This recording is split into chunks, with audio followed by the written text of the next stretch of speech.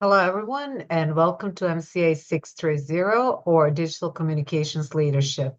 Today, we're going to talk about one of the burning issues in the current workplace, which is how to effectively lead employees that represent multiple generations.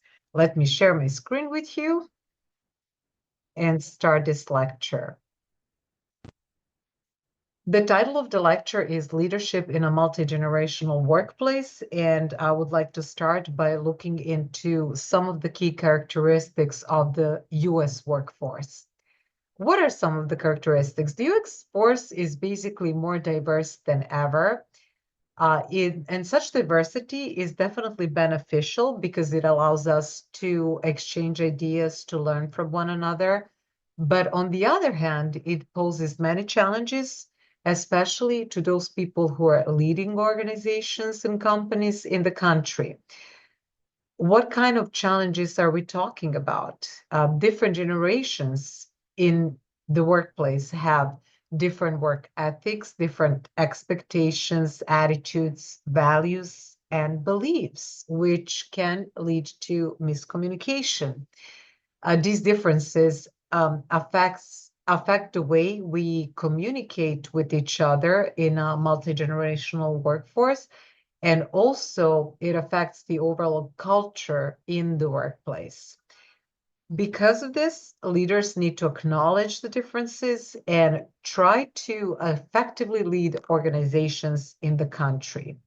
When we're talking about this multi-generational workforce, what generations are we actually thinking about?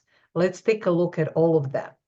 Current multi-generational workplace is comprised of four generations. The oldest one is baby boomers, and these people were born between 1946 and 1964. It is a cohort raised to be independent and disciplined. They have strong work ethics and also believe in the power to create meaningful changes. To some younger generation, because of their dedication to discipline and independence, they may appear as a bit rigid, but just keep in mind when interacting with other people in the workplace representing other generations that you might be perceiving them, you are likely to be perceiving them through your generational lens, which can actually create certain misunderstandings. So we'll get to that later. Generation X, or those born between 1965 and 1981, are skillful with technology, responsible and independent. This generation is basically comprised of those who were working and exposed in both traditional environment, pre-digital environment, but they also along the way learned how to use new technologies at work. The Xers value freedom and possess a strong desire for work-life balance. Now, millennials or Generation Y are those people born between 1982 and 1996. This is the largest generation in the workforce. They are very technologically adept. They started utilizing new technologies at a young age. They're also very ambitious and confident and quite entrepreneurial. Finally, the generation that is increasingly populating workplaces across the country is Generation Z, or post-millennials. They were born between 1997 and 2012, which means that the oldest member of this generation are probably, many of them are already in some managerial positions, while the youngest members are teens. Born after the millennials, they have had access to the internet from a young age, so basically they were exposed to new technologies since they were born. Now, let's dissect it into each generation, see their other important characteristics and what kind of leadership styles would be the most effective for them. Baby boomers were born after the Second World War, which was the time of a rapid increase in birth rates. They're quite optimistic, career-driven, and individualistic. According to multiple scholarly studies, they value competent and honest leaders. So, among prominent leaders that baby boomers appreciate and respect are Martin Luther King and Mahatma Gandhi.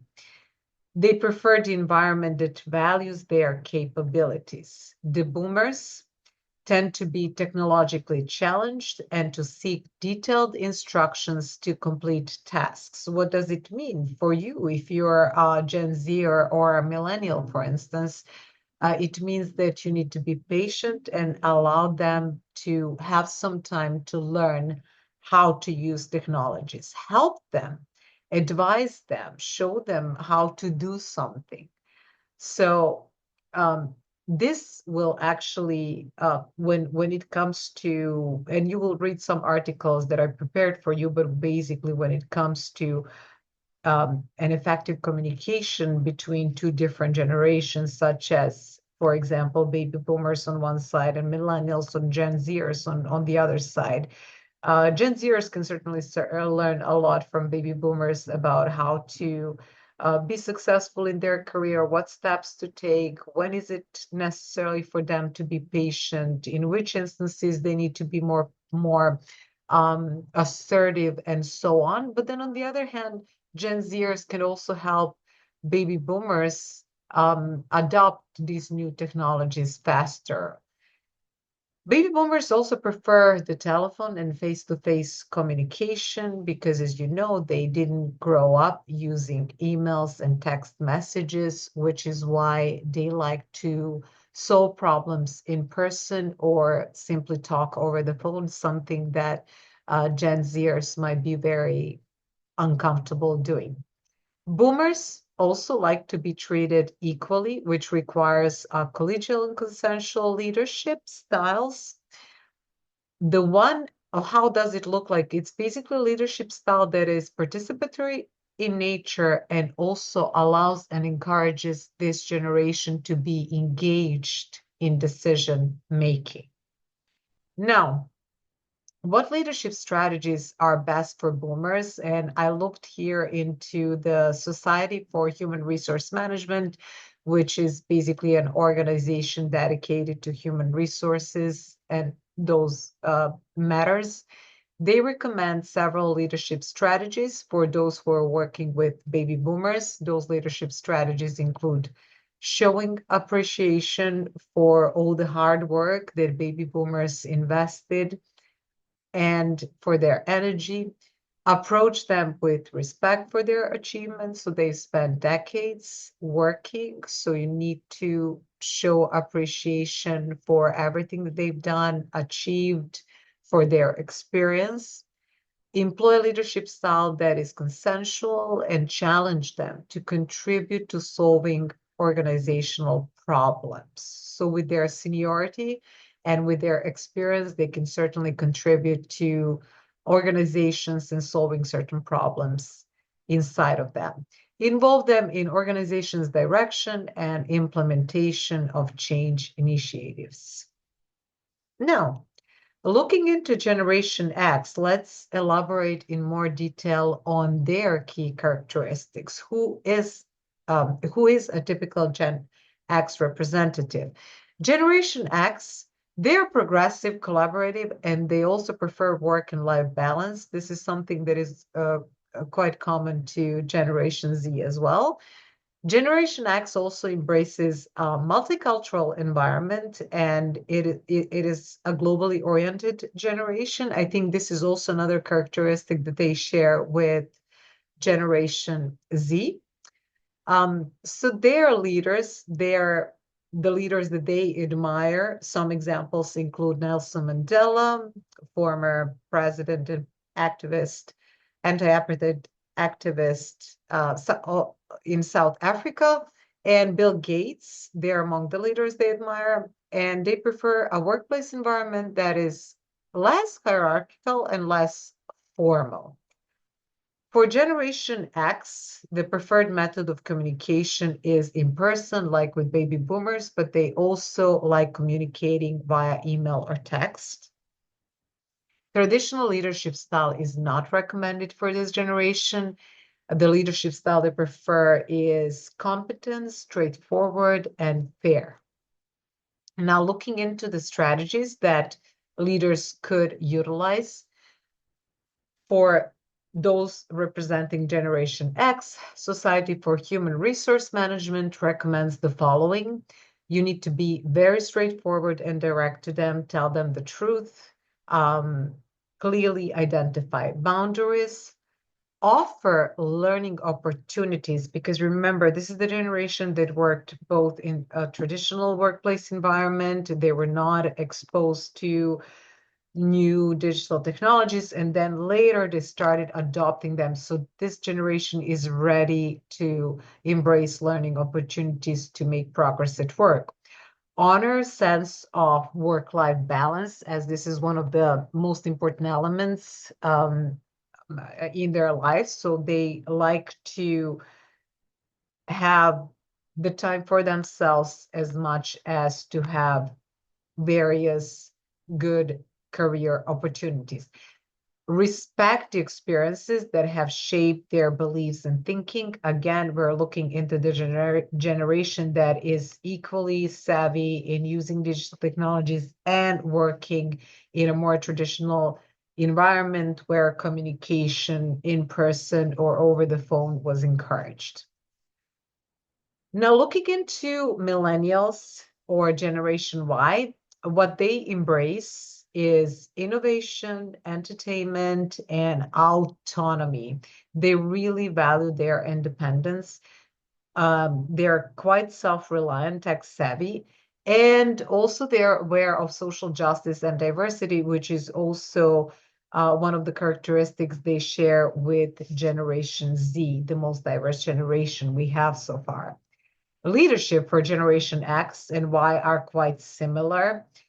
There is just one difference, and that is when I was like going over multiple studies, and I also did some research on Generation Z at work. I noted that Generation Y expects and seeks continuous feedback, but you will also see the same thing happening with Gen Z. I meant Gen Z. So even though like there are similarities between Gen X and Gen Y, in terms of the feedback, just to clarify this, in terms of getting feedback, Gen Y is more similar to Gen Z, and they expect continuous feedback, and Gen Z maybe expects even more feedback than Gen Y. Preferred communication style for Generation Y is via text and social media. When communicating with them, try to emphasize the positives. So this is actually important in feedback delivery in general, which is also one of the things that we will discuss this semester. But whenever you're communicating with these generations, Generation Y and also Generation Z, when giving them feedback, it is really important to look into all the positive things that they have done with in terms of the project that you're giving them feedback on, and also then try to find a decent, respectful, polite way to address certain areas that need to be improved or that need more work. Praise their accomplishments publicly, so they like to be praised in front of other people. Be flexible with them and make the workplace fun. The workplace needs to be interesting and engaging for them to be like more attached and loyal to it. Leadership strategies for millennials, according to Society for Human Resource Management, include offering mentoring programs, provide structure and strong leadership, be clear about expectations, communicate everything clearly, tell them about the long-term company goals, provide timely constructive feedback. Again, just with both Gen Y and Gen Z, it is important to continuously update them on their project, give them feedback so they can fix things right away. And the feedback needs to be constructive and delivered in a respectful manner. Be honest with them. Now, finally, Generation Z. Generation Z is the youngest generation, the youngest employees in organizations and companies in the United States. They are characterized by digital competence, which is why we also call them digital natives. They are also called Zoomers. Generation Z is also characterized by technological dependency because they've had access to the internet, tablets, computers since they were born. Preferred communication for this generation is via cell phones and other handheld devices. Don't call them. I mean, they're not a big fan of telephone conversations. They rather text, exchange messages that way. They're also dedicated to work and motivated to research issues they are concerned about. This generation embraces family values and tend to be under the influence of their parents. Just like Generation Y or millennials, Generation Z also embraces social justice and diversity in the workplace. Again, this is also the most diverse generation that we have. Now, looking into this generation, I elaborated on them briefly. I want you to read articles that I posted so you can get more acquainted with these different generations. What are what are some of the key characteristics of each generation, and how to best communicate with them.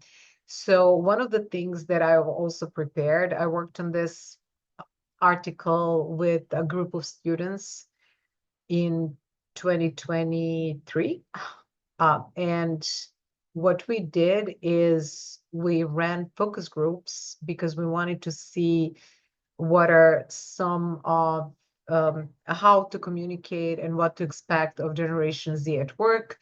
So the title of the paper is Generation Z in the Workplace. So we looked into their expectations at work. We look into how do they like to receive feedback, how do they like to communicate with other generation, what are some of the challenges that they encounter while interacting with other generations at work, what generations they like interacting with best, and so on. So I want you to read this article and basically write a short essay describing which communication patterns do representatives of this generation prefer based on our findings, how to approach them to deliver feedback on their work, and also which leadership style do you think would be the most suitable for this generation? So what I would suggest you to do is look into the leadership styles that we have discussed so far in this course.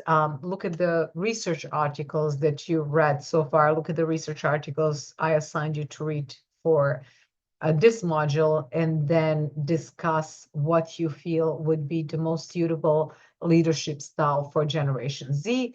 Write an essay of about 400 words, and then post it under leadership strategies for Gen Z.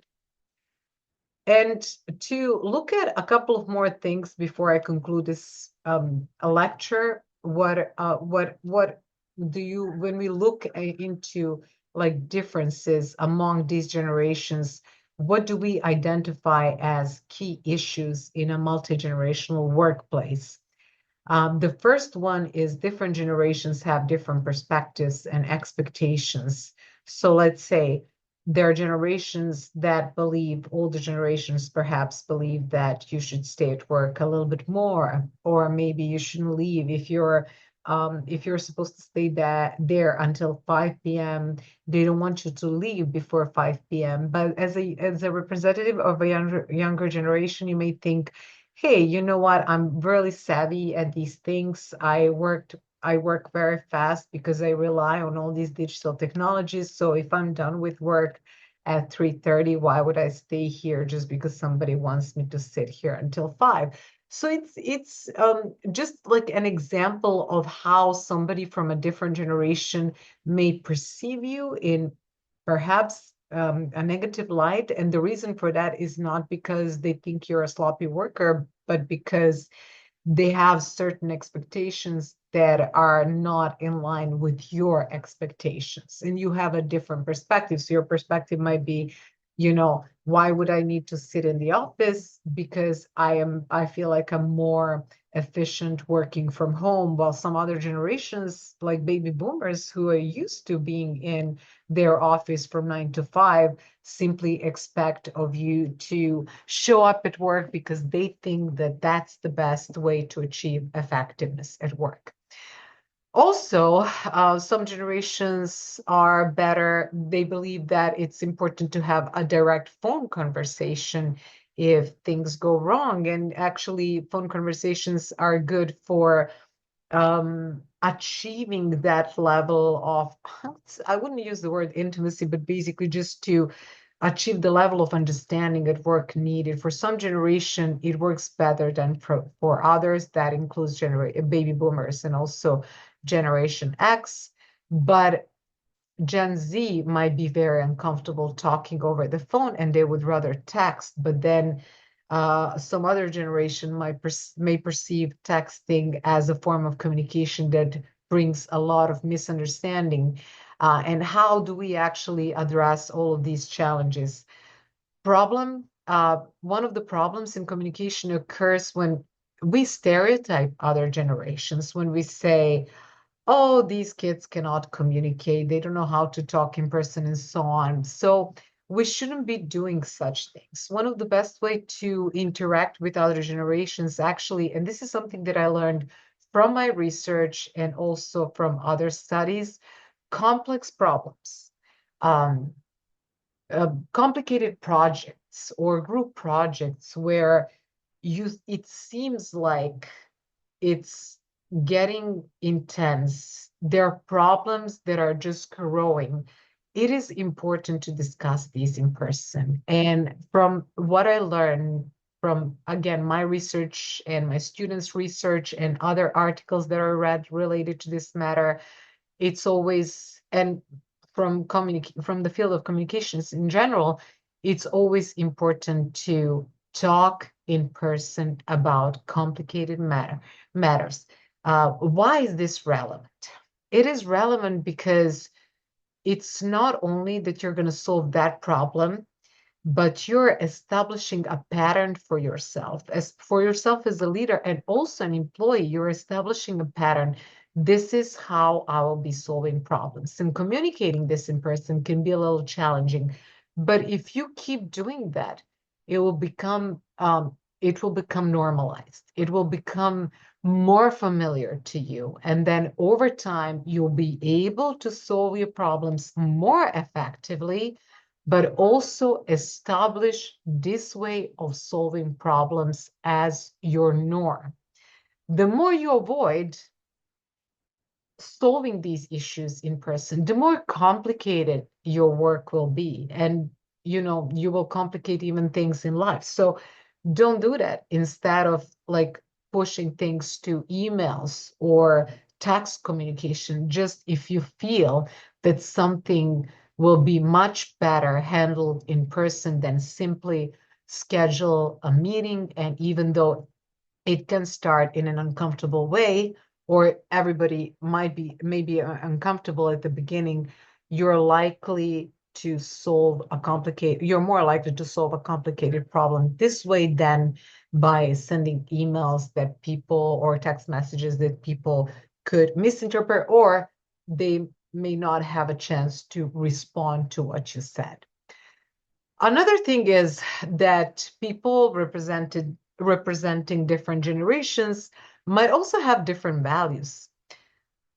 For example, while older generations value seniority and experience, younger generations might place emphasis on technological expertise. And one of the things that I would say I noticed, because I go to conferences all the time, and I remember for years, it's been quite common for all of us to be well dressed, to wear a suit, for men to wear a suit at the conference, to just be representable. But in the past few years, I also noticed that it's common for younger generations to show up in sneakers. To me, that was very unusual, especially 10 years ago when I started attending academic conferences. But now I feel like a more casual style is accepted. But I also see this from the perspective of somebody who understands that there are generational differences and that maybe that is one of the things that is changing as well. Leaders could address tensions at work by empowering employees to have a voice, helping them in career development, mediating conflicts, and fostering generational diversity. In relation to this, I must say, I just read the 7 Habits of Highly Effective People, and really one of the things that I believe represents the main, one of the major elements of simply having that effective communication at work and empowering employees is seeking to understand. And I think that even when we look into these two elements, like different generations have different perspectives, problems in communication occur when they stereotype other generations. So instead of stereotyping, just try to understand where these people come from. Because when I showed up at the conference and saw somebody wearing sneakers, at first I thought, this is very unusual. We are always dressed up for a conference, but then I realized, but wait, times are changing. These new generations do not think that that is as relevant as some other things related to delivering presentations. Now, to conclude, let's take a look at, if we look into these generations, what kind of leadership approaches should we utilize?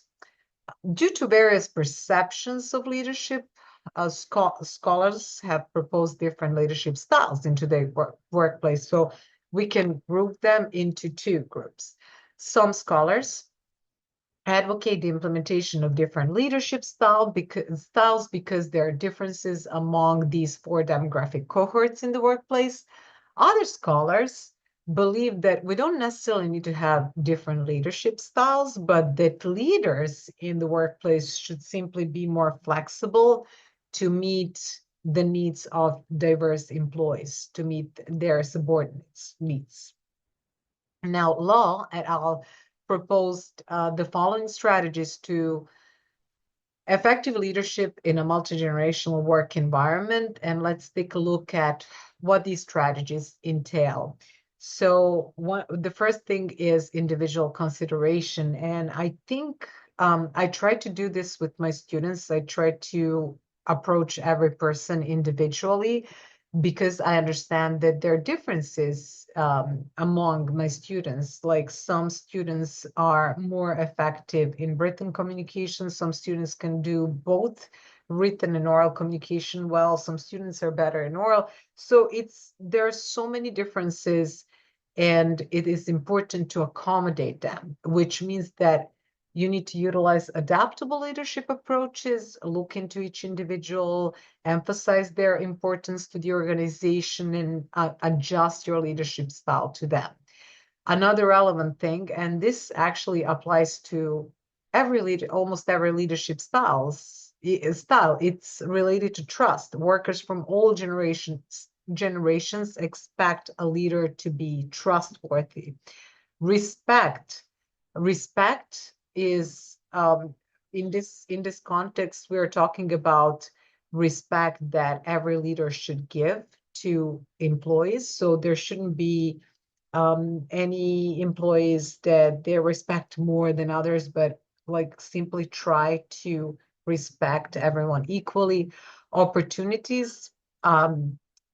For leaders, it is important to provide opportunities for learning, development, and advancement. And this is literally this relates to all generations. You remember how I mentioned that Generation X, for instance, they were adopting these new technologies at work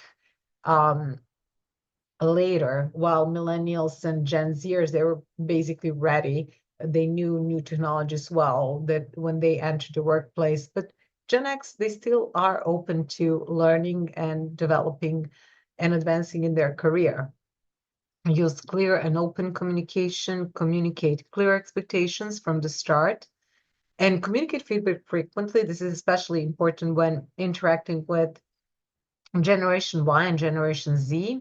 Create a culture of intergenerational respect and increase diversity. And finally, training and monitoring are also important element.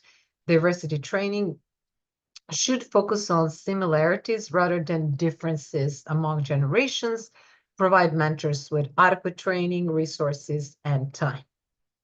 Now, I have one more exercise for you for this lecture, and I want you to think specifically to relate this exercise to your own experience. So think about the situation in which you experience challenges communicating with coworkers or supervisors from a different generation. Describe the situation briefly and reflect on how it affected your work dynamic. What strategies did you use to overcome the communication barriers? Were they effective? Additionally, discuss general challenges that may arise in a multi-generational workplace. Consider differences in communication styles, values, work habits, or expectations. How might leaders or team members bridge these generational gaps to promote collaboration? Your essay should be about 300 words, and you need to post it under working in a multi-generational workplace. These are my references. Thank you very much. And I hope you enjoyed this lecture, this brief lecture. You have more material online. If you have any questions, just feel free to reach out. Bye-bye and have a great week.